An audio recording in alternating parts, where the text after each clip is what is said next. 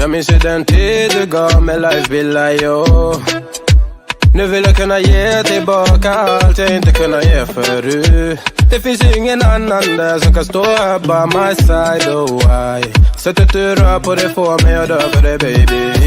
För de här yardis, de vill ju bara dra ner oss. Men du är fett och vanlig. Och det jag lägger är min tid. Jag vill ha dig. Du får mig känna safety. Jag kan nog leda baby. Och jag kommer aldrig ändra mig. Aldrig.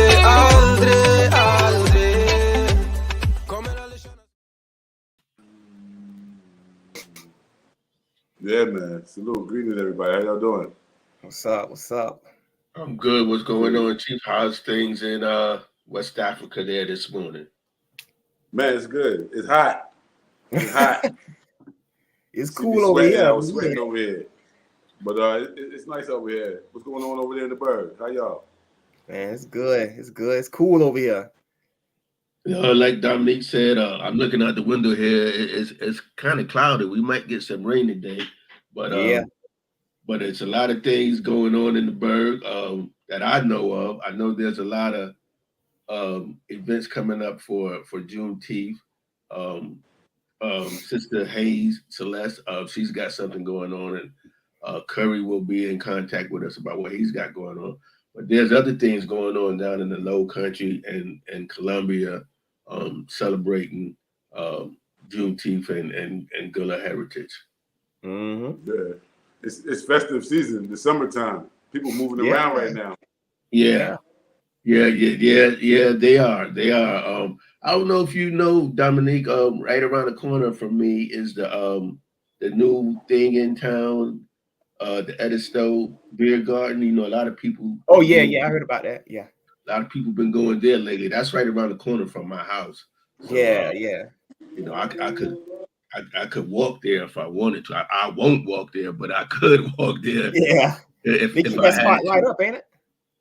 Say that again. You keep it light up, ain't it? That little spot there you talking about? Yeah.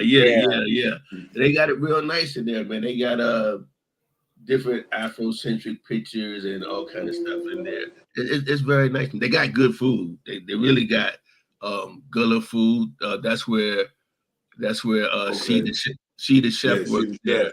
Yeah. She got her little spot there, and she sells all the organic juices and plant-based dishes. It's very good. That's dope. So speaking of Juneteenth, man, it's coming up.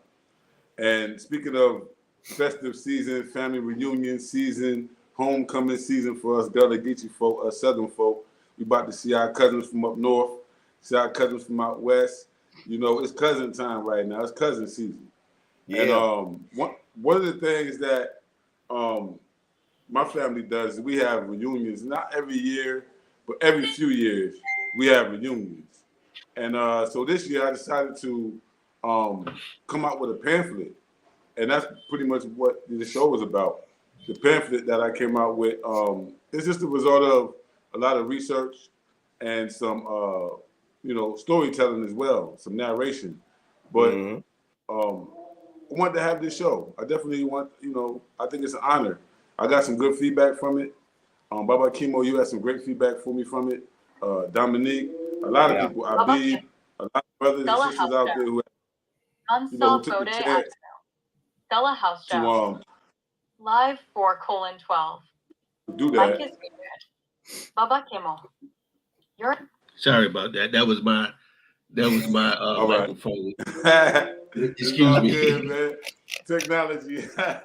Yeah. Nah, it's all good. But I'm here for y'all today, really, man, to kind of like pick through the piece, ask any questions that you think like the listening, viewing audience might want to hear. Also, you guys out there, if you had the opportunity to read the Martin's Rebellion, Black Resistance in the Union Army piece that I did, chime in.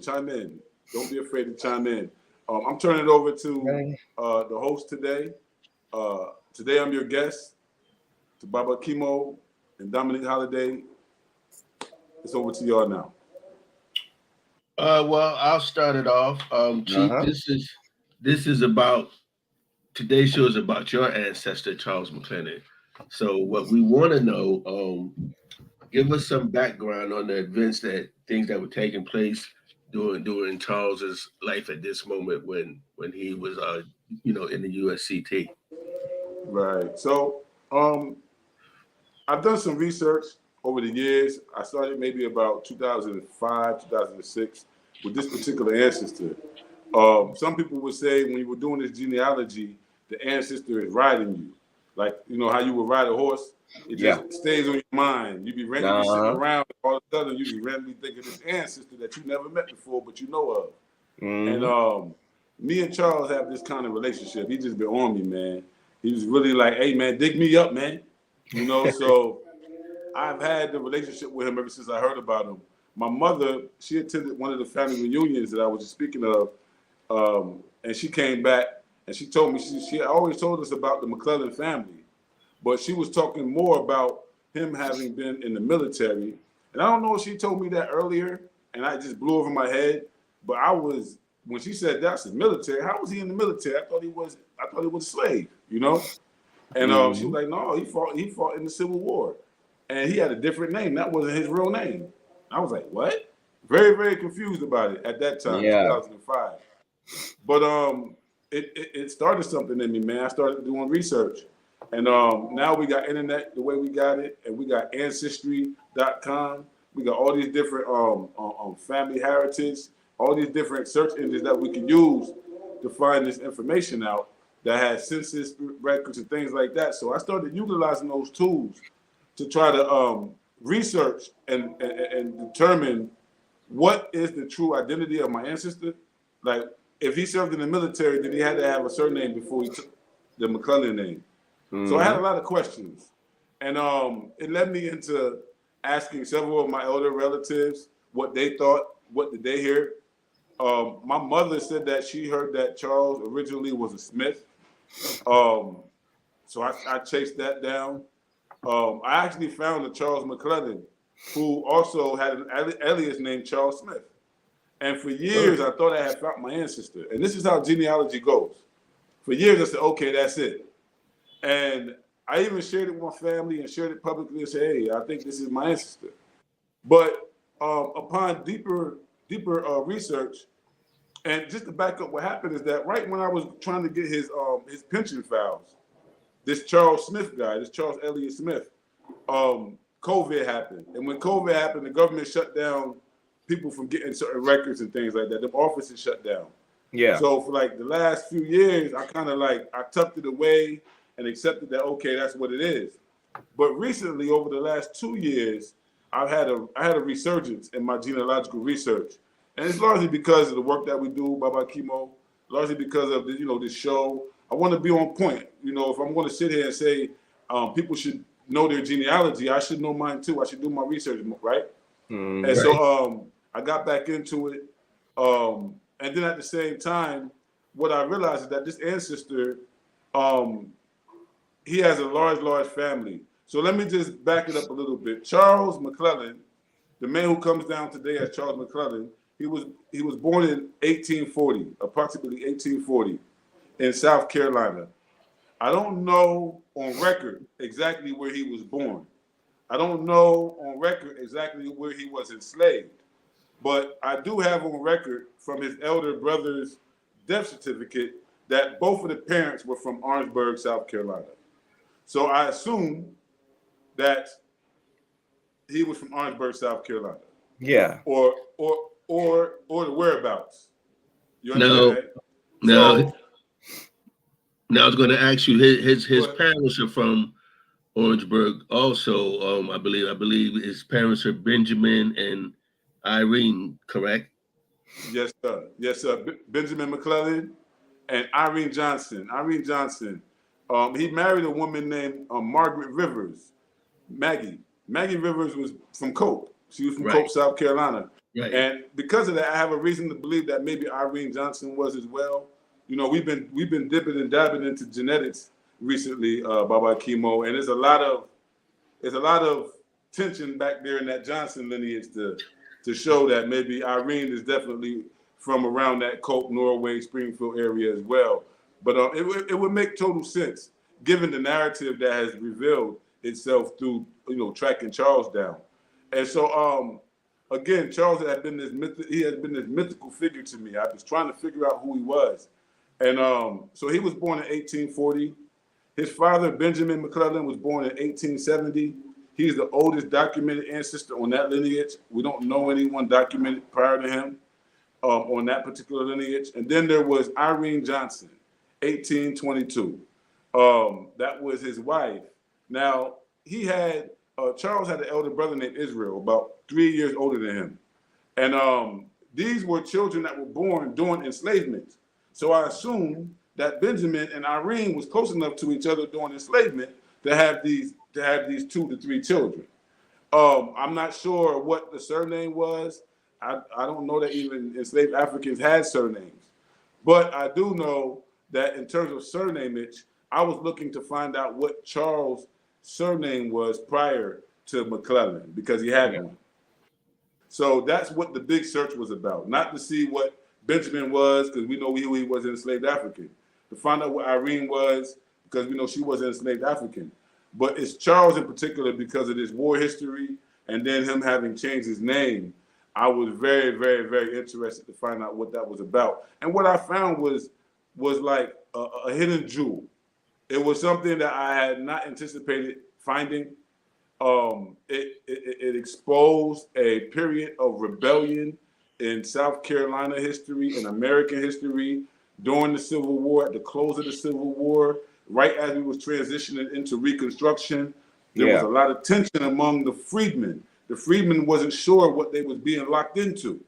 And the soldiers were armed, drilled, trained, and they were willing and ready to rebel and resist in order to exercise their political voice, which they had. They didn't have one.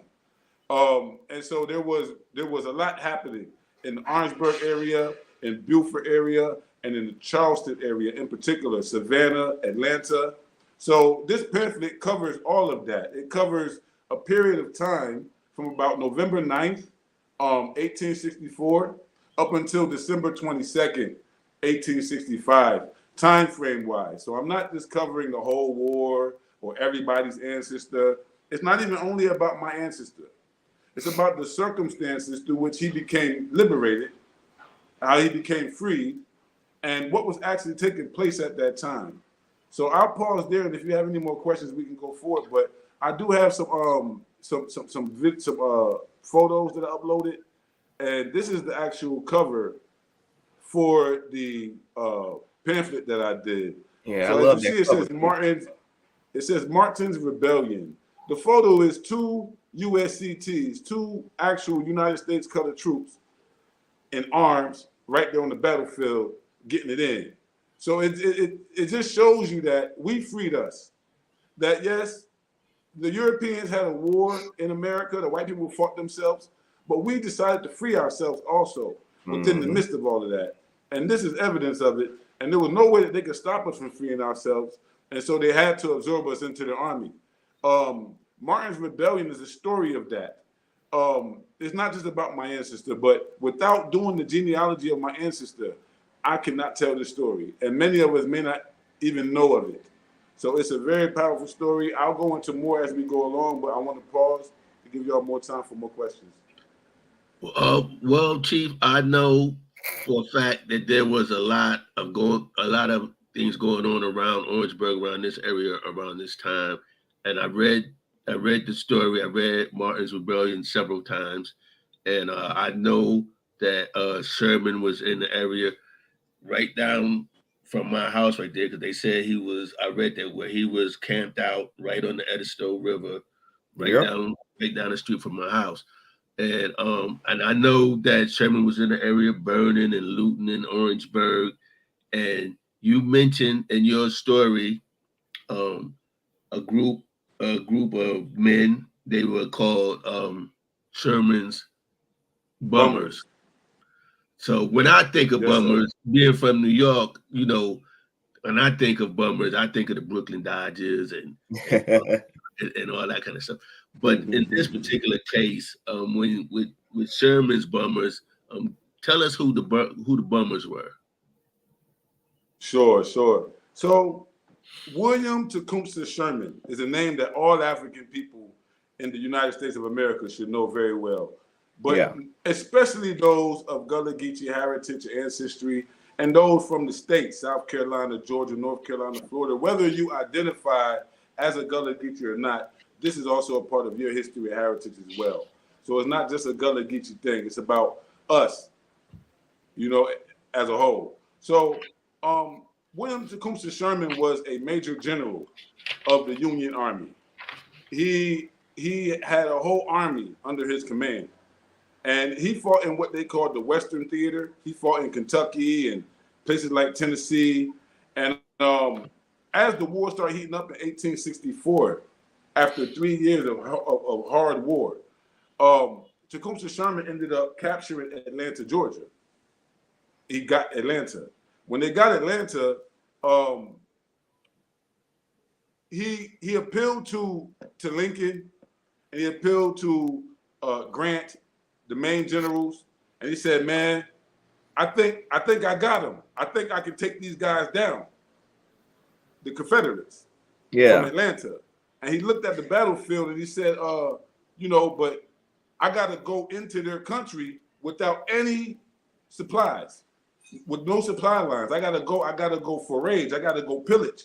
I got to go take their cows to feed my men. I got to go take their silver and sell it in order to pay my men. I got to go in. I got to go guerrilla on these cats. Yeah. And so Sherman was given permission. He was given direct order to go along with his plan. And a part of his plan was at least 2 special field orders that he gave. The first one was Special Field Order 120, number 120. That field order was given in Atlanta, Georgia. I believe it was like November 9th when that order was originally given. That order allowed for Sherman to do among several things. One of them was to incorporate freedmen, these Africans that will become liberated as a consequence of this march from Atlanta to Savannah. What will we do with them? Well, Sherman gave an order that said they can join us. They can follow the army as long as they help us forage the countryside. So basically, he incorporated the freed Africans into like a military formation without being soldiers. They were called bummers because they weren't soldiers. They were freedmen that followed the army after they foraged their slave masters' plantations, after they stole everything and burned everything. And that was the way, actually, that the morale of the South was broken. In their mind, they said, "Oh my God, this guy's brutal. Man, he burned my plantation down." Everyone blames Sherman, but they don't realize that Sherman's lethal force was the bummers. It was the Africans themselves in rebellion. And the Union Army's coming through. So we talk about Juneteenth. We talk about when the Union Army finally reached a place in Texas. But what about when the Army finally reached Orangeburg? What about when the Army finally reached Savannah? There was events that took place. And so this story tells you about those events. The first...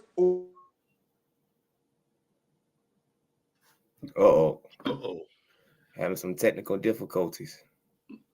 I kind of know what he's talking about. I'm gonna just fill in here for a little bit. Yeah.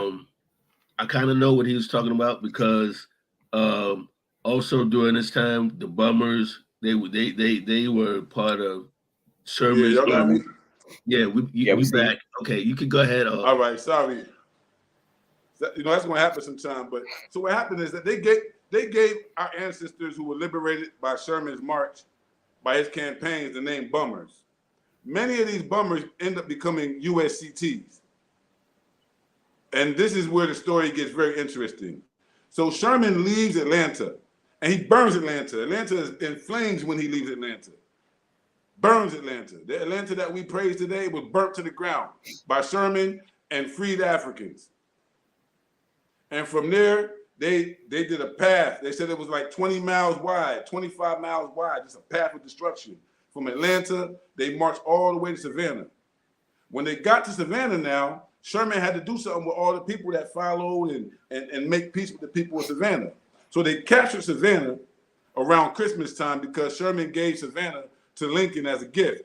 and it was I think 250,000 bales of cotton that he recaptured. So the Confederates are like, dang, he hit jackpot. He got Savannah, he got the port, he got all that cotton, and then the morale of the South is broken right there because Georgia is gone. Yeah, Georgia is gone. So from that campaign right there, Sherman calls a meeting. He calls a meeting with the Secretary of War himself and 20 Gullah Geechee leaders. These leaders were largely preachers, ministers, so they represented populations and congregations of hundreds of freedmen. They wasn't just people that they hand chose. These were the leaders of the First African Baptist Church in Savannah. These were the leaders of large communities of Africans within the Geechee Sea Islands area in Georgia. And they had a meeting and they talked to Sherman, man, and they explained to Sherman that they know what freedom is, they know what slavery is. And Sherman asked them, man, what do y'all want? He said, man, give us some land. We don't mind sending our boys to go fight for you. Our women and our children, our young people, we can farm. And as long as everything is fair, even exchange, y'all gonna treat us right, we'd rather be separate from y'all. And so that's a big important thing, is that when Sherman finally did that, the 20 leaders in Savannah said, we want to live separate from y'all, but we want respect as humans. Yeah. We still want to trade and be friends and all that, but we don't want to be up under y'all because the racism, that's what they said. They said the racism is too deep. They didn't use the term racism, but they said basically the feelings towards the Negro is too great. And so they wanted to live in isolation. This is the attitude of the freedmen. And so what Sherman does after speaking with those 20 leaders is he now issues a second special order. The second special order was special order number 15. Special order number 15 turned 400,000 acres of land over to 180,000 families. And so what that did quintessentially from around Charleston, South Carolina, all the way down till you get around Riceboro, you get around Georgia, around northern Florida, is turned those areas along the coast, which we now call the U.S. Gullah Geechee Cultural Heritage Corridor, in part, turn that into a freedmen territory, a freedmen colony, a place where only freedmen was going to own the land. Oh, it was just for them people, wasn't for no white folk. It was only for them. And so our people, before Sherman hit Carolina, they made an agreement with Sherman that they was going to keep these 40 acres per family. And the military signed it. Remember, in the beginning, the military General Grant and Lincoln gave Sherman all the permission he needed to make military special orders along his campaign. So he made two orders. He made one order to absorb the bummers. He made another order to give land to African people. Now, in the midst of saying all of this, I want to say that Sherman, even he was very controversial in terms of slavery and race. I don't want to big it up like he was a John Brown. John Brown was outspoken about racism. He was outspoken about slavery. He was an anti-slavery person. William Tecumseh Sherman wasn't. He was just a warrior. He wanted to win the war. So, so he was doing things that would win the war. It would, when he said, hey, man, we're going to absorb these and make these some bummers, he knew that would help him win the war. When he said, man, I'm about to march through Carolina and break the back of the Confederates in Orangeburg, he did it. He understood militarily what was happening at that time. And he knew that giving the land to the Africans on the coastline gave them the responsibility to feed themselves, and they was with it. They was with it. That's very, very important to point out. So those were the two acts. Those are the two orders that Sherman gave, Baba, to answer your question. But after the march to Savannah and the meeting of the 20 leaders and the issuing of the land, they immediately started off 1865, January 1st. They started the Carolina campaigns. They went up the Savannah River and they crossed over into Bamberg County. You have absolutely right there, Chief. You said a lot, and I'm just going to add to what you were saying. I know that Special Order 15 was also where we get the term 40 acres 40 and a acres in a mule. 40 Yeah. acres in a mule. And the other thing I That's wanted good. to say on a more personal level, as far as the bummers, because Sherman also burnt down the plantation of William Yeah, Gilmore. He Yeah. burnt his yeah. plantation down to the ground. And those Africans that were on that plantation, they joined up with Sherman to continue looting and raiding and burning down. And also the other officer, the other plantation was Burwood Plantation on the Jameson side. I say that because we have relatives that were enslaved on Woodlands Plantation and Jameson's Burwood Plantation. Well, that was what I wanted to say. And well, I mentioned. I touch on that. I touch on that in the. I touch on that in the piece. That's why you mentioned that in the pamphlet, and I was glad you say that because not only was Charles McClellan was a fighting man in the U.S. in the Civil War, but we had two other relatives who were also fighting men, and it shows that we resisted and everything, and we had some resistance to the war. We helped free ourselves and all that. And in the midst of all of this, Chief, what was going on with Charles McClellan? I know you said he was captured by the Confederates. Yeah. And he did some time. So go ahead and tell us about that part of the. Yeah, absolutely. I like that you mentioned that. Very, just what you touched off on, the fact that when they came through the Orangeburg district, it was then known as the Orangeburg district. Now, when you read the history, if it happened in the Aiken part of Orangeburg district, it'd just say Aiken County. But back then, there was no Aiken County, and you have to remember that. When Sherman marched through, there was no Aiken County.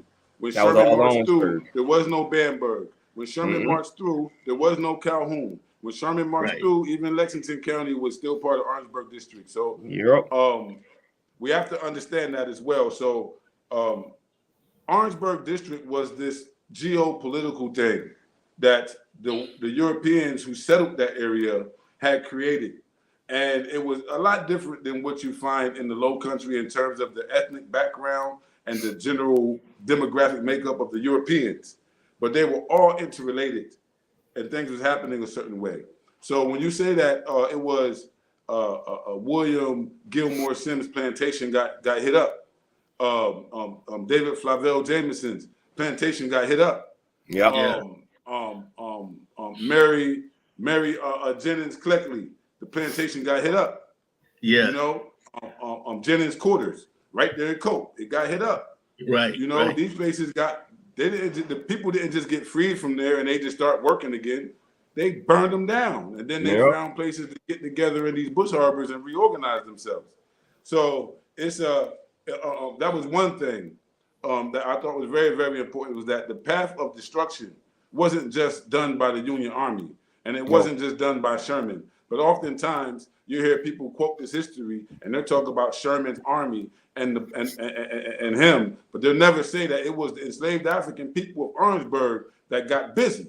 That got themselves free. And I'm so happy that you highlighted that part, man, because like you said, it's like the leading historians, they always want to leave out, the involvement of African people, but we were centerfold. In order for them to even go into these areas, they had to first make sure they asked the enslaved African Americans, like, okay, what is this region? Who was the plantation owner, this, that? They had to get intel from them. I'm glad you touched on that in your pamphlet. I'm glad you said that by intel too, because there was a census in 1860, but no Africans was on the census. But Sherman used the 1860 census to identify the plantations, the homes of the enemies of the state. So he targeted on William Gilmore Sims plantation. He targeted David Flavel Jameson's plantation. He targeted these plantations because these were the South Carolina elite. This is their plantations. They may have had jobs in Charleston and may have been politicians in Columbia, but they lived in Orangeburg District. Their families were in Orangeburg District. And so this is the big thing that I don't think people really understood, but Sherman was moving with a battle strategy in which he wanted to topple that particular aristocracy, that South Carolina Orangeburg District aristocracy had to go. So even before Sherman left Atlanta, he declared, he was like, "Oh, I'm gonna get y'all back for starting this war. It's on now." Like he gave them a promise. And so if you could just imagine how many Africans were liberated at this time. I do have something I want to add up here, but before I do that, I want to touch on what Baba was saying about my ancestor. So for me, I've gotten this information raw from living relatives, and now some of them are ancestors. This here is family oral tradition, and I've gotten it from various elders at different times. I hold it as a truth, and there's no documents to confirm it, but I hold it as an absolute truth. So I'll share it now, and it comes from Charles McClellan's children. It doesn't come from other people. It comes directly from his children down to their children and to me, just like that. So allegedly he was kidnapped. You know, the Confederates were already getting ready for war, I guess. So there was a marching band that was moving through town, whatever town it was, maybe Orangeburg. I don't know. That part didn't pass down. But allegedly he was following a marching band, and he was kidnapped at that time. He was a young boy at that time. He wasn't a grown man at that time. So they gripped him up, and eventually he ended up on the Confederate camps, serving as like a cattle boy, like a cowboy. He had to keep the beast. He was monitoring the cows and the oxes and stuff while they would go out and fight to keep slavery going. And so it was under those conditions that he was liberated from. So when we ask our family, well, how did he get free? This is the narrative that we hear of how he actually got freed from behind the Confederates. This narrative now shows me that he actually had to get freed from the Union as well. But I didn't know that at the time. So yeah, he actually was held captive by both sides during the war. By the Confederates, one forced to be a cowboy, and until what they used to call contraband labor. When they took Africans and made them work in the military capacity, they called us contraband. It wasn't just like they kept them on the plantation or kept them on the house. No, they took some of them right to the battlefield with them and made them put their lives at risk too. And so he found himself being one of them. Also, it was him and a lot of other people. They said they wake up one morning and the camp was surrounded. They got freed then. And eventually he ended up joining the military. So there's a story like that in a whole group of people that I discovered in this research. Let me show you this real quick. I talked about my ancestor being a name changer. And when I found a key document, it took me back to him being a soldier for the 128th USCT. And he was in Company G, right? So this particular book is written by a brother named John Gordini. This brother is an African. He has ancestry connected to the USCT as well. But if you look at the subtitle, it tells you clearly, multiple name usage by Black Civil War veterans who served with Union regiments organized in where? South Carolina. It may not be the same for Virginia. This ain't about North Carolina. This is particularly about South Carolina. And the 128th is one of 6 USCT regiments that was organized out of Low Country Africans or Africans from that Sherman situation, right?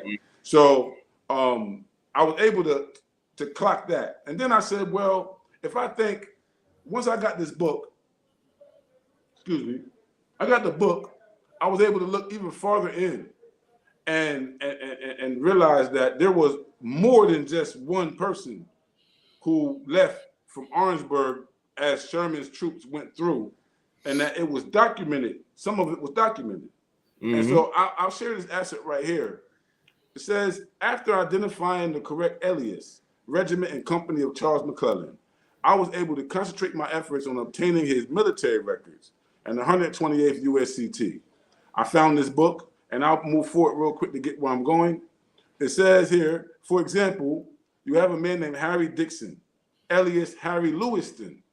He served as a private in Company K of the 128th USCT. He was born in Virginia around 1830.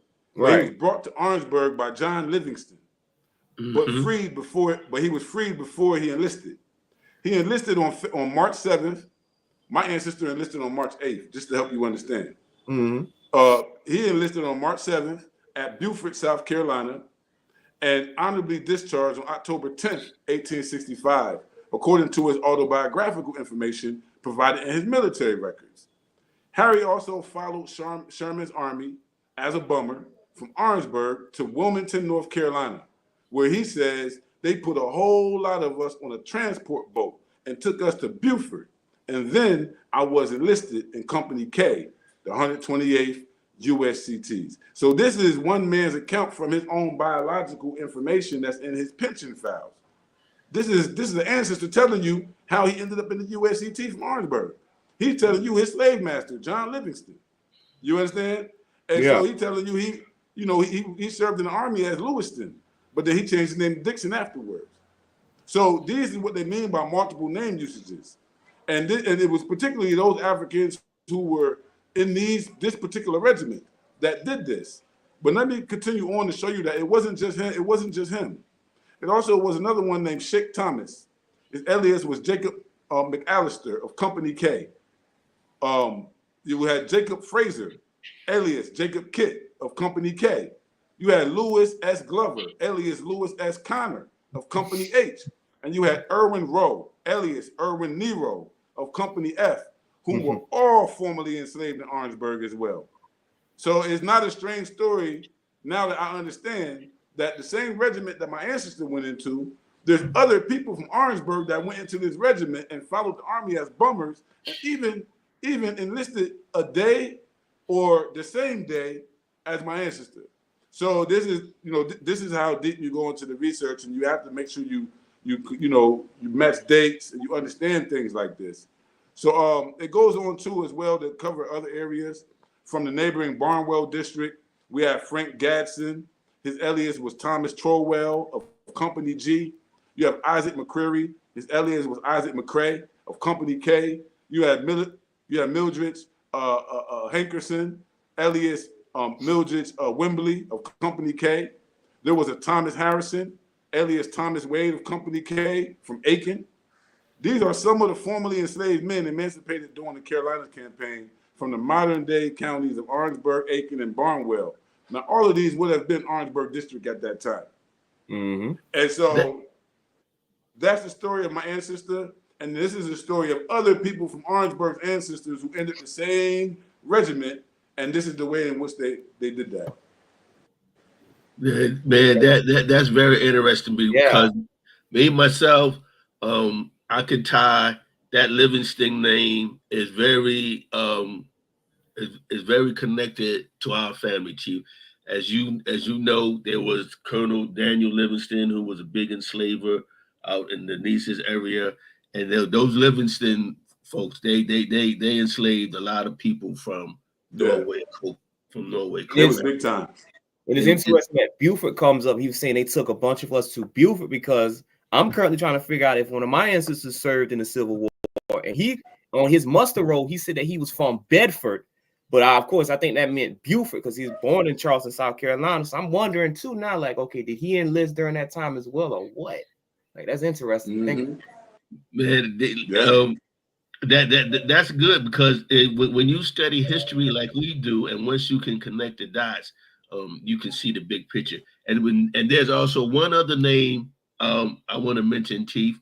The father of Black nationalism, Martin Delany was also Martin Delany was also around in this time, and he also spoke to people from Beaufort. And Martin Delany was he said Africa for Africans. He was a Gullah man. His father was Gullah. His mother was Mandinka, and he's very heavily involved up in the events that we're talking about. And yeah. I don't know how many people know of Martin Delaney, but Martin Delaney is a name that we should all know. Martin Delaney is the father of what we call Black nationalism. He was born free in West Virginia, but he raised up in Pittsburgh, raised up in Pennsylvania like that. But he was, in terms of intellectuals, he was one of the first Black men documented to actually articulate and push for Black nationalist aims and objectives, to express that, during that time. He was also about repatriation. He had traveled to the continent, and in search of lands for our ancestors to return to. He was active. He was very, very active. He also he was a co-editor with Frederick Douglass. Frederick Douglass, of the North Star. And so, really, these guys, like what Dominic was alluding to earlier, up under everything that they wrote about history was Black intelligence. We always had a peculiar institution among ourselves. We've always kept each other posted. We say we heard through the grapevine, but there's something to that grapevine that that made you hear. And information went through them plantations like they had cell phones, man. You know what I'm saying? Yeah. They communicated with them drums and them songs, and they knew how to pass messages.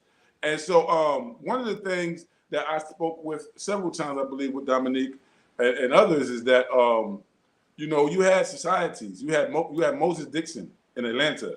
The Knights of Liberty. You had the Loyalty League in the North. But you had in the South, you had dudes that was ready to take everybody to war anyway. If the Civil War didn't start, we was going to fight them anyway. And this is what people don't understand. And so we were already drilled, we were already recruited, we were already given a certain political nationalist identity. We already had a certain understanding. And just like now, you have people who are liberal, people who are conservative, people who are moderate. Some people wanted the integrationist path, and ultimately that's where it went. But there was people who wanted a complete separation, people who wanted to do a straight Haiti. You know what I'm saying? And it was only by like misfire, because they could see the spark of the war coming, that they didn't ride. So even as you got all these Africans being recruited and joining the union efforts and doing their thing, spreading information, that was the most valuable thing, because most of the Northerners didn't know anything about the South. They had to get information from us. We had to tell them, no, that's his son. He live over there. We had to tell them. Yeah. And so without that, it was nothing that we could do, because we didn't have the military power until they absorbed us into their military. And so that's very, very important to understand, is that we participated in the process that led to our liberation from the system of chattel enslavement. Maybe people will say we're still oppressed. Yes, we are. Is this still a form of labor exploitation out there? Yes, there is. We still dealing with white supremacy? Absolutely. But are we still chattel slaves to them white folks? No, we're not. Hell no, we ain't been. We ain't been. And so it's because of these ancestors and the actions that they made in that moment that guaranteed that we broke that system over our knee. And the United States government of America could not have done it had we not decided to do it. And that's why I say we freed us, not them. We decided we got our freedom through blood. That's so right. Now, Chief, now that we got a good background of events that were going on in this area in the Low Country, what was going on with my cousin Charles McClellan? Right. What happened? What happened to Charles? Charles, something happened. You tell us what happened to Charles. Yeah, it's a story, man. So Charles ends up enlisting in the Union Army in Beaufort on March 8th, 1865. April 6th, 1865, Charles is sworn in. He legitimately becomes a soldier. He's now ready. He's assigned to Camp Stanton in Beaufort. So he never leaves Beaufort. He stays right there in Beaufort with his comrades. His whole regiment is there. and most of them are doing what you call provost duty, or what you call occupation duty, or you know, barrack duty. They're basically manning the barracks, making sure, you know, the army is doing army work. So I don't have any evidence of him actually fighting. I don't have evidence of him actually shooting somebody or, you know, going to a battle. But I do have him joining the military, enlisting and swearing. And so what happens is that he enlists and he gets sworn in on April 6th. On April 9th, General Lee surrenders in Virginia. So my ancestor joins one day, and then within 3 to 4 days, the war is over. Wow. It's over. General Lee surrenders. So then he's a free man. Bing, bing. So at least in his mind, he like, the war over. I want to get up out of here. Yeah. All right. So yeah. So what happens is that he stays in the war. And just to kind of backpedal, you know, Abraham Lincoln is killed on April 16th, 1865. Right. Well, April 15th, 1865, I mentioned this in the book as well. They had a big ceremony. They had a big ceremony down on Fort Sumter. Now, Fort Sumter is where the first gunboat, the first shots was banged off. The first battle in the Civil War happened near in South Carolina, Fort Sumter. So being that Lee had surrendered and basically the military fighting was over, there was a few people still in arms, but it was done. It was over. The Union wanted to celebrate and re-raise the Union, the American flag at Fort Sumter. It'd be the first time since the beginning of the war. The Confederate flag was flying. And so this flag raising event, it attracted all like the top white abolitionists, you know, the former governor of Massachusetts, that was he the one who created the Massachusetts regiment, 54th Regiment and all this. So you had white abolitionists who also played key roles in making sure that we was able to fight, if that makes sense. And so those people came together, and it's recorded that Martin Delany, he attended it as well. He attended it with the son of Denmark Vesey. Robert Vesey, right? Yeah, Robert Vesey. So just imagine this now. The father of Black nationalism. 4 years ago, when the war starts, he's in Africa negotiating land with the Yorubas for us. He's trying to get land for us. He hears the war is about to happen. He turns around and comes back and becomes a recruiter for Black soldiers in the war. In February 1865, Lincoln personally makes him the highest ranking officer in the Civil War that's Black. He becomes the major. Nobody else ever had that out of all the 200,000 soldiers. He was the highest ranking of 200,000 men. That was Martin Delany. So at this time, while they're pulling up to Fort Sumter, they are on a boat. The boat that they're on is the Planter. The Planter is the boat that Robert Smalls used, that he stole and turned over. So just dig the nationalism of it. Martin Delany is pulling up as the OG with Robert Vesey on his side on the Planter to go re-raise the flag after they pulled down the Confederate flag. So just imagine this now. So one thing that Martin Delany was assigned to do was he had to rescue 2 USCT regiments, and he also created a new one. So when he got to Charleston, he recruited from among the people in Charleston into the USCTs.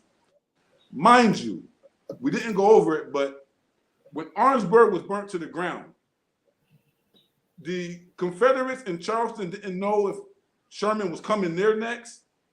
The Confederates in Columbia didn't know if he was coming there next. And the Confederates in Augusta didn't know if Sherman was going to leave Orangeburg and go there next. It shows you just how central Orangeburg was militarily to the victory of the Union. That if Orangeburg doesn't fall, the rest remains standing. It shows you how important Orangeburg was. So what happens is, like, for instance, in Augusta, they gave an order. They said, hey, man, he confiscated cotton in Savannah. Go ahead and burn all that cotton in Augusta right now. And the general was like, man, I ain't burning that. Nah, that's all we got left. Luckily, Augusta wasn't the target. So as soon as the army left Orangeburg and went towards Columbia, the Confederates in in Charleston, and the Confederates in Augusta, they left those places. They went to go try to fight for Columbia. This is how the people in Charleston got free. Mm-hmm. This is how the Africans in Charleston got free. If Orangeburg doesn't burn and Columbia doesn't get attacked, the people in Charleston remain enslaved, held by the Confederates. Mm-hmm. This is how the history plays out. We got to understand it. Yeah. So what's happening with my ancestor at this time is that I seen a report that there was a order given to the Freedmen Bureau, the guy who was working as like a commissioner out in Orangeburg. After the scorched earth, it was like 5-1, 5 Africans to every European, five blacks for every one white. We population wise, we dominated that area. The whites fled that area, and so there was a sense of anarchy, jubilation, whatever you want to call it. We was just doing what we want to do. And so now the Freedmen Bureau is trying to come in and bring some order to the situation, trying to bring us from the slave system, the chattel enslavement system of economics, into a new slavery system of economics called sharecropping. And so that's not what we asked for in Savannah. We said, give us our land and let us build till we can own this. So it tells you that what the Freedmen Bureau force-fed the Africans is not what they wanted. And so by late May, the federal government was worried about it because it had been some time that this region they've been wilding. Nothing was going on out there. They had no reports from out there. So they tried to build a base. First thing they did was they went out there to the Europeans, to the white slave owners, the planters. They made them take a loyalty oath. If they took the loyalty oath, then they wouldn't take their properties. They would leave them where they are. Basically, forgive them. Mm-hmm. This is how they were working with them. And then they would say, well, instead of you can't slave these Africans, well, you got to make them work for you for a 1-year contract. These are freedmen labor contracts. For a one year contract, you're gonna get about 20-30% of the crops, and the person who owns the plantation is actually going to be like your prison warden. They're gonna let you borrow from them. You're gonna have your own little economic exchange system with them, but you can't leave that plantation without permission. You can't go running around and be idle anywhere you want to be. So our people was like, man, this ain't what we just fought for. And Martin Delany was hell. I mean, he spent the last 20 years of his life in South Carolina. He was hell. He was upset. He was like, man, this can't happen. And so he, after the war, he became employed by the Freedmen's Bureau. And one of the things he did was he had to deal with land and labor contracts. He had to make sure, he had to explain to the people this and that. So in this report that was requested, it was said that basically Orangeburg was in a state of anarchy, and that the people were only listen to the USCTs. They would not listen to the white guys. They said the white guys were rebels in disguise. Yeah. They said, and they said they want Saturdays and Sundays off, and they want 50% of the crops. Yeah. And so we had our own labor demands. We're like, yo, we don't want that deal you trying to give us. And so the USCTs was also using their status to promote the political and economic interests of the freed African. And the freed African, somehow, some way, like you said, brother Dominique, was getting the word of what their position should be. And that's what basically came back in the report. The details are in the pamphlet, but that's basically what came back from the report. So all of this is happening at the same time. So June 2nd, 1865, Private John Martin, 128th USCT Regiment Infantry, Company G, my ancestor. Yeah. he deserts his post at Camp Stanton in Beaufort. He doesn't just run away like a coward. He leaves with his gun. And when I got his military files, it really helped me understand, like, even some of my own principles, because I got it from my mama, and she got them from her grandmama, and you know, that man, he has a great impact on the makeup of my family. So what happens is that he deserts. It just says desertion. But when I went into the actual military trial, there was more details, because he was court-martialed, he was captured. He ran away on June 2nd. He was brought back with others, with a whole group of people who had deserted too, with their arms. Wow. So it was him and a group of others who had decided that, man, we out. At the same time, while what I'm telling you was happening in Orangeburg was happening, a group of people related to Orangeburg in Beaufort took an act. And my ancestor was part of the act. And so that Martin Delaney was on the island at the time. So the highest ranking African to serve in the Union Army was on the same little island, Hilton Head, with my ancestor. When him and others decided that, man, they took their Springfield rifles, man, ammo, everything they did boogie. They ultimately got chased down and recaptured and brought back. And then they had to stand trial. They had to stand trial. So, Chief, let me ask you this, Chief, real quick. That was a Springfield rifle, right? Yes, sir. Well, you know, the Springfield rifle was one of the most important weapons that they used to conquer the Native Americans. So he was ready. He was ready. That Springfield rifle is a bad weapon. I just said that from a military point of view. That's a bad weapon to have in your possession. You can take some people out with that. Mm-hmm. It said it too. It says Springfield. It says it right there in the court document. Yeah, he had what type of gun he was carrying. That's what I'm saying. That Springfield rifle that was used to conquer the rest of the country, the Native American and all that. You know, that's a very important weapon in American history.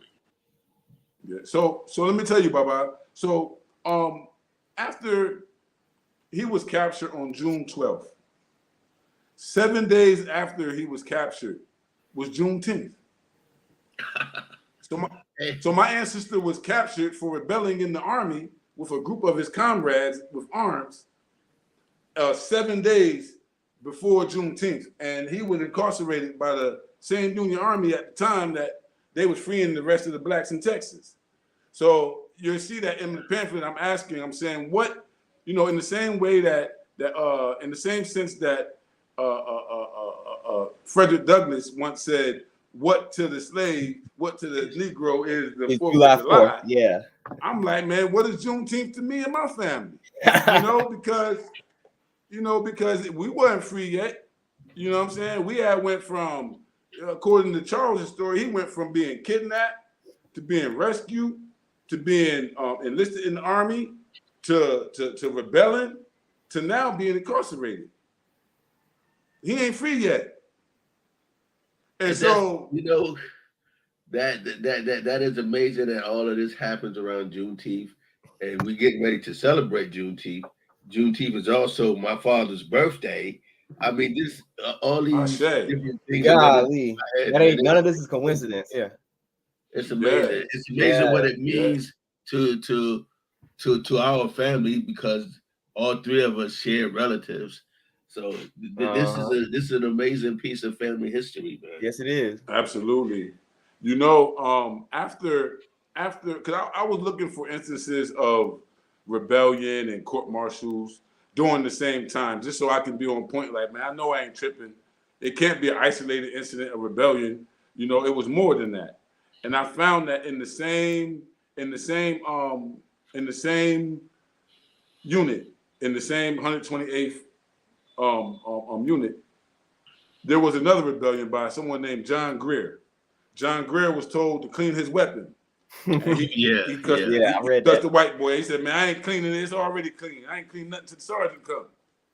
Get me the colonel, you know? And It just shows you the attitude, because they portray us as these docile, formerly enslaved Africans that was only good for men in the camp. Yeah. But here you have us in a unit, the 128th Regiment, that is largely unknown because it was only fielded in March 1865 and over in October. They didn't really have no battlefield experience. These was Africans that was freed during Sherman's march that was rebelling inside the Union Army because they were trying to lock their families into freedmen contracts. Mm-hmm. That's what this is. And the reason why I know that is because Martin Delaney, he gave a speech at Briggs Church on St. Helena Island in July. That's the following month after my ancestor is captured. In that speech, he talks about a lot of things, and I think this might be a good time to share this. I took the time to download a small video that is a reenactment of Delaney's advice to the freedmen. So it's actually, you can Google it. It says Martin Delaney's advice to freedmen. It's documented. All of this stuff is documented that I'm telling you about. It's public documented. It's not, you ain't got to pay no money for it, nothing. You just got to know what to look for. Yeah. So Martin Delaney, in his position as a freedman working for the Freedmen Bureau, he's actually not trusted by the Freedmen Bureau. So while he's working, they took his lieutenant, his former lieutenant, from the regiment that he headed as the major, and used him as a snitch, as a rat against Martin Delaney. And so what they did was they said, well, we don't trust this guy. Go over there to that church and find out what he's talking about. So they sent his lieutenant over there, and it was also someone from the 128th. Someone from his, and someone from my ancestors collided and went over there and listened to Martin Delaney and reported what he said back. Wow. And that's why we know what he said.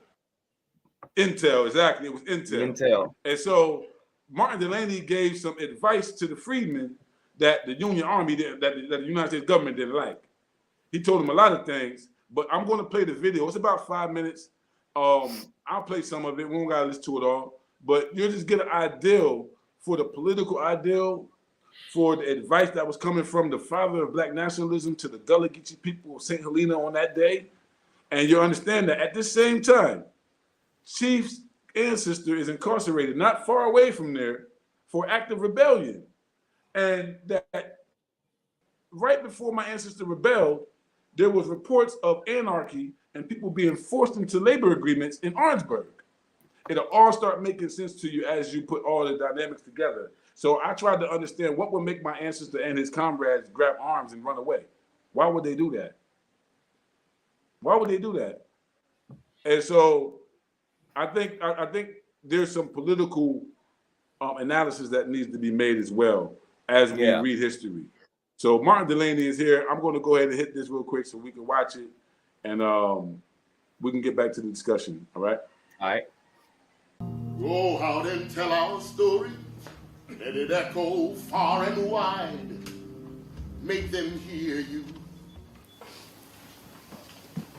It was only a war policy of the government to declare the slaves of the South to be free, knowing that the whole power of the South laid in the possession of the slaves. But I want you to understand that we would not have become free had we not armed ourselves and fought out our independence. If I had been a slave, I would have been most troublesome and not have been conquered or by threat or punishment. I would not have worked, and no one would have dared come near me. I would have struggled for life or death, and would have thrown fire and sword between them. I know you have been good, only too good. I was told by a friend of mine that when owned by a man and put to work in the field, he laid quietly down and just looked out for the overseer to come along when he pretended to work very hard. But he confessed to me that he had never done a fair day's work for his master. And so he was right. So I would have done the same. And all of you ought to have done the same. People say that you are too lazy to work. that you have no intelligence to get on for yourselves without being guided and driven by overseers. I say it's a lie, and a blasphemous lie, and I will prove it to be so. I'm going to tell you now what you are worth. As you know, Christopher Columbus landed here in 1492. They came here only with the purpose to dig gold, gather precious pearls, diamonds, and all sorts of jewels, only for the proud aristocracy of the white Spaniards and Portuguese, to adorn their persons, to have brooches for their breasts, earrings for their ears, bracelets for their ankles, and rings for their limbs and fingers. They found here Indians whom they obliged to dig and work and slave for them, but they found out that they died way too fast and cannot stand the work. In the course of time, they had taken some blacks along with them and put them to work. They could not stand it. And yet the whites say they are superior race, though they could not stand it. The work was so profitable, which those poor blacks did, that in the year 1502, Charles V gave permission to import into America yearly 4,000 blacks.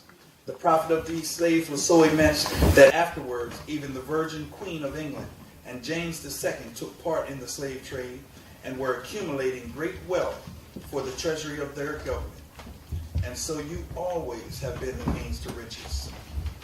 So I will come to the main purpose for which I have come to see you. As before, the whole South depended on you. Now the whole country will depend on you. I give you advice how to get along.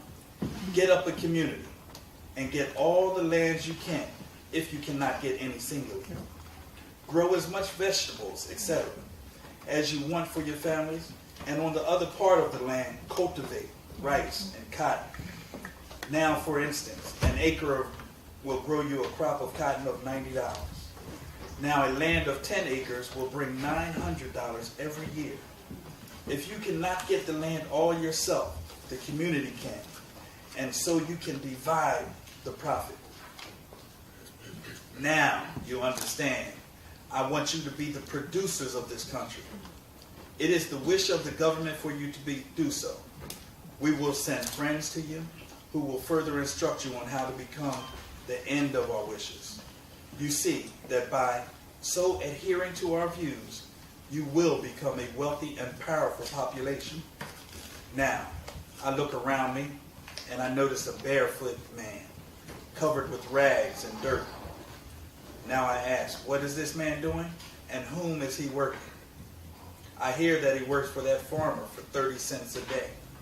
I tell you, that must not be. That will be cursed slavery all over again, and I will not have it. The government will not have it. The government shall hear about it, because I will tell the government. I tell you, slavery is over and will never return again. We now have 200,000 of our men, well drilled in arms and used to warfare. And I tell you, slavery will never come back again. If you are determined, it will not return again. Now, go to work, and in a short time I will see you again, and other friends will come to show you how to begin. Have your fields in good order and well tilled and planted. When I pass the fields and I see a well planted and well cared for, then I may be sure from the look of it that it belongs to a free Negro. And when I see a field thinly planted and little cared for, then I may think it belongs to some man who works it with slaves.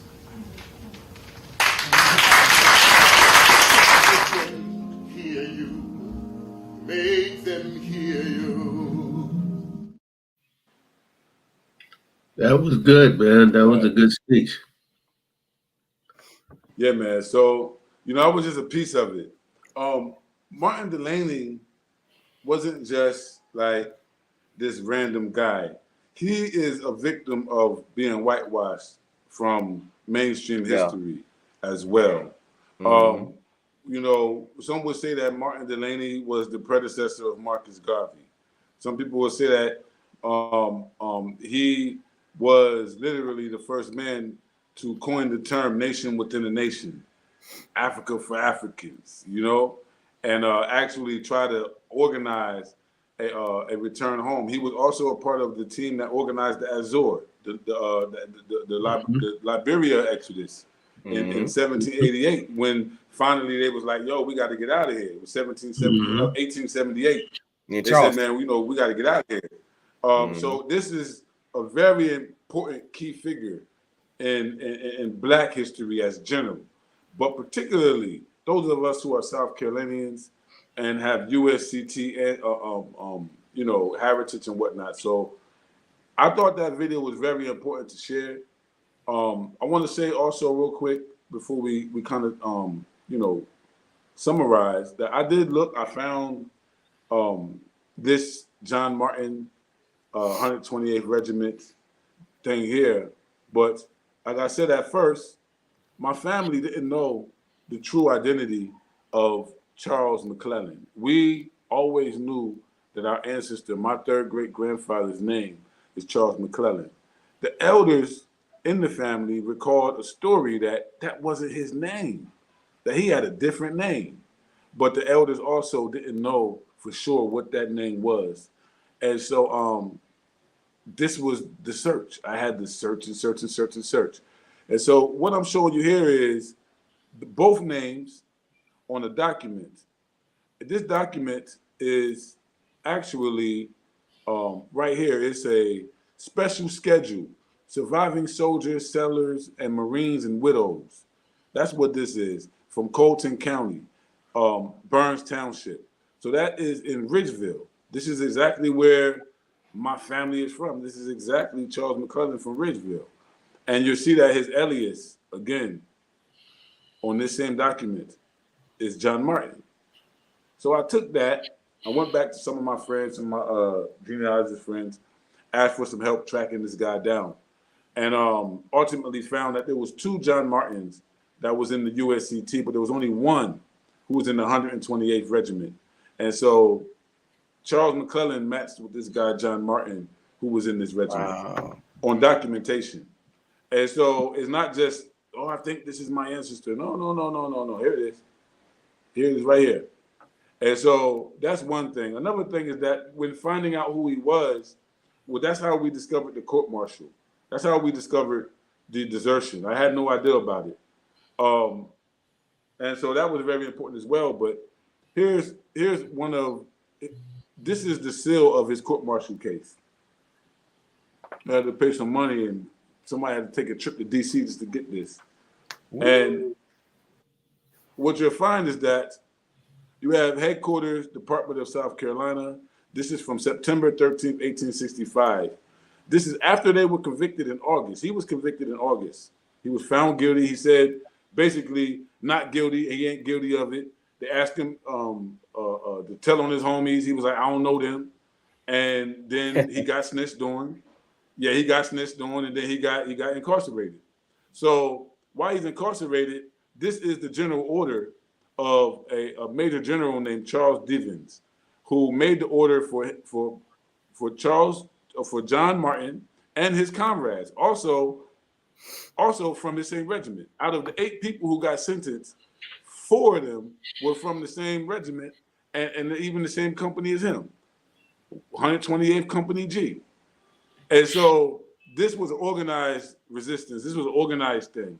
This was done by comrades in the same exact regiment at the same exact time. And this is them being sentenced by the same exact major general to do time in one Castle Pinckney in Charleston Harbor. And the other ones were sent all the way to New York, Sing Sing prison in New York. I believe they were sent all the way to Sing Sing because they may have been a threat to the ranks. Maybe there could have been some resistance behind them being held anywhere else. So, they moved them far away. Anytime they move you far away from where you do the crime at, yeah, you're a bad boy. Yeah. You know what I'm saying? Yeah.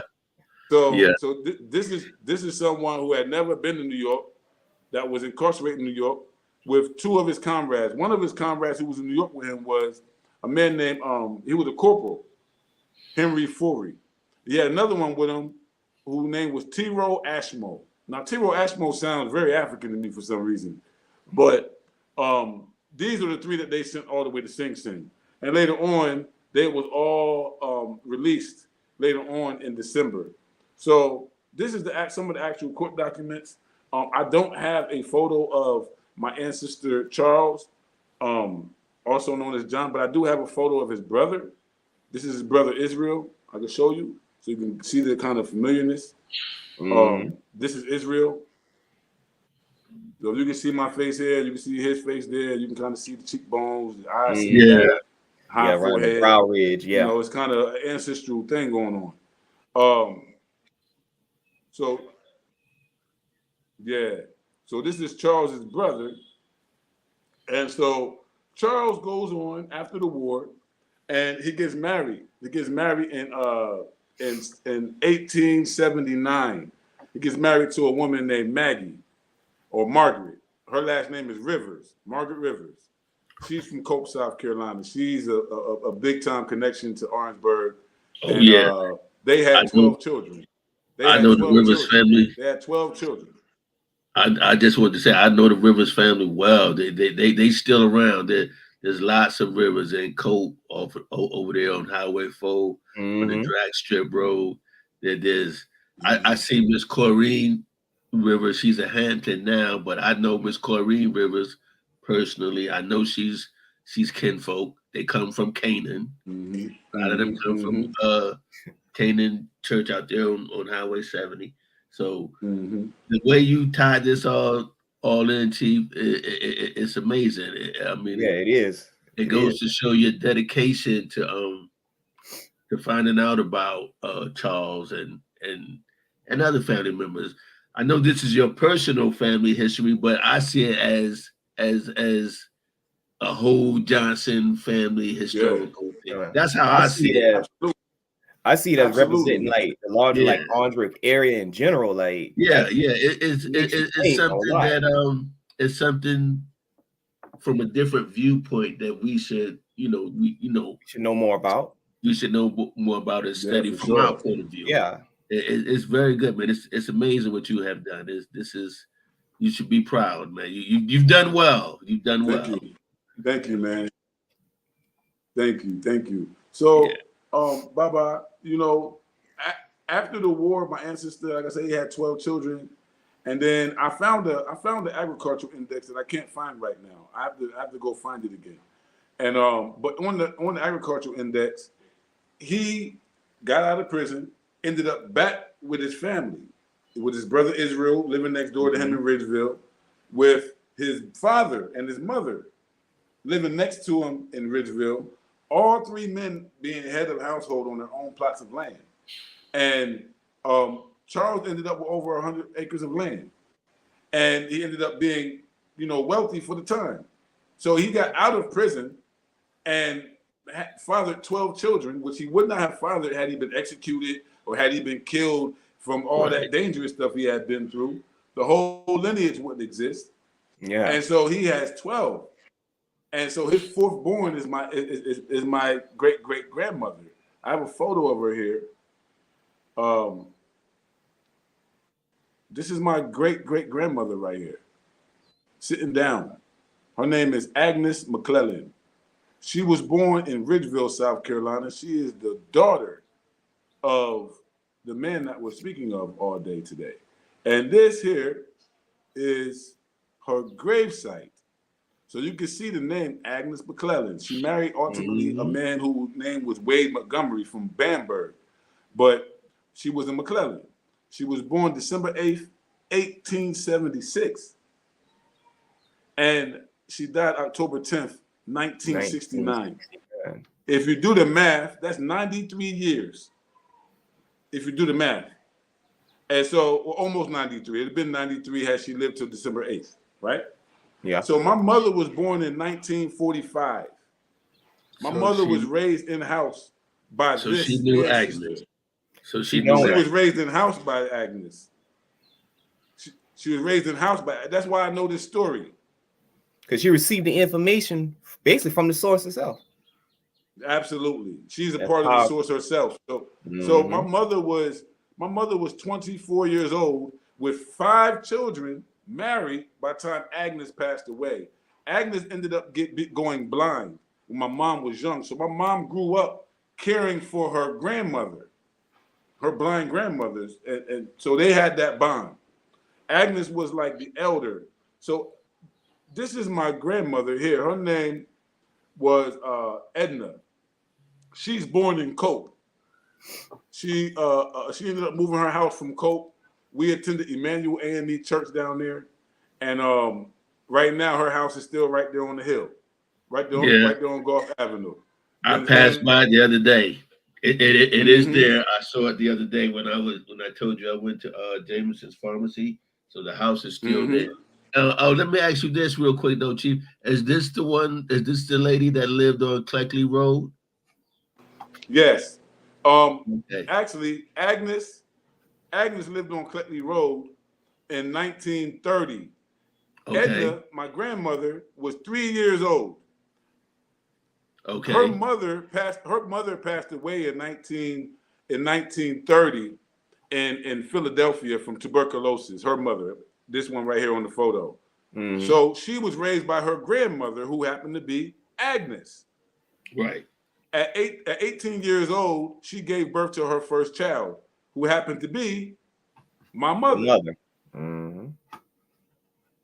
And then, of course, my mother was 24 years old when Agnes passed away. This is the passage of information that I started the research with. From this, I started researching. And so, this is them. These are the people that actually passed down the heritage and passed down the lineage and everything down to me. And finally, this is the 1990 census. I mean, the 1900 census, I'm sorry. If you look at the top there, you see Charles McClellan. Yep. Second line, you see Maggie, which is the wife. You see Charles is 60 years old. He's born in 1840, so it's the same person now. And you see under that, you see Agnes McClellan. And you see Maggie Middleton, Agnes Middleton. That's because she was married to a man named John Middleton, and she had my great-grandmother Maggie to him. So this is all the story. Either way, you see the other siblings here as well. Other siblings. I said he had 12 children. This is in Ridgeville, y'all. So my family didn't move to Orangeburg until about 1910. We was in Ridgeville. That's the story. That's the wrap up. My family did not know all of this. Right now, I am trying to be careful not to say too much and mention other people's branches. But, from the perspective of me being a third great grandson of this man who inherited the oral tradition and took it from there and began to use the research tools to verify identities and found a clear record. This ain't no DNA. This is straight record. Record. This is genealogy. And then being able to tie his existence and his story into a broader story that was taking place at the time that ultimately highlights a period that we may have never had. Why isn't this taught in South Carolina history books? Something like this, you got those who do know, then you got most who don't. You got like Dominique just said, you got those of us, Chief, who study our family history, who try to restore the family lineage. And Chief, this is what we do. Yeah. This is what we do. I know the story on a personal level because I know different aspects of your lineage, which ties in with my lineage, which ties in with Dominique's lineage. So I know this story from apart from what you're doing, but this is great. You've done a masterful job here of finding your ancestor, and it's wonderful, man. It's great. Yeah, this is powerful, man. I love this. Yeah, man. Thank you, man. And just for those out there, the pamphlet is just the beginning. I had to take what I found and present it in a certain way so that I could capture what I had seen. I had been seeing it already for a long time, but I had to put it into a form that other people could see it too. And I think to even have the ideal that Martin Delaney was actively involved in a USCT rebellion in South Carolina after the war ended, fighting for our rights to have better labor dealings with the whites. If you think about that, and no one has told us this. You know what, Chief? I mean, this is just amazing because of what's going on right now with you being, you being the third what assistant general. What's your title now? The UNIA. This is all connected. It's all connected, man. It's just the bloodline is we still doing our thing, man. It's in your makeup. It's in your makeup. Yes, sir. With you being a Garveyite, with me, doing our thing, man. This is an amazing story. Yeah, my mom would love. My mom is crazy because she tries to teach history try to teach it on a relatable level. She would love to use your pamphlet, man, because your pamphlet helps tell it in a relatable area, a relatable level to people in the local Orangeburg area. Like this needs to be need to be more well known. That's really what I was going for. Our good friend Dr. Curry told me, man, he said, "Hey, man, why don't you write up something, man? Why don't you do like an op-ed or something?" And I said, "All right, I'll write something."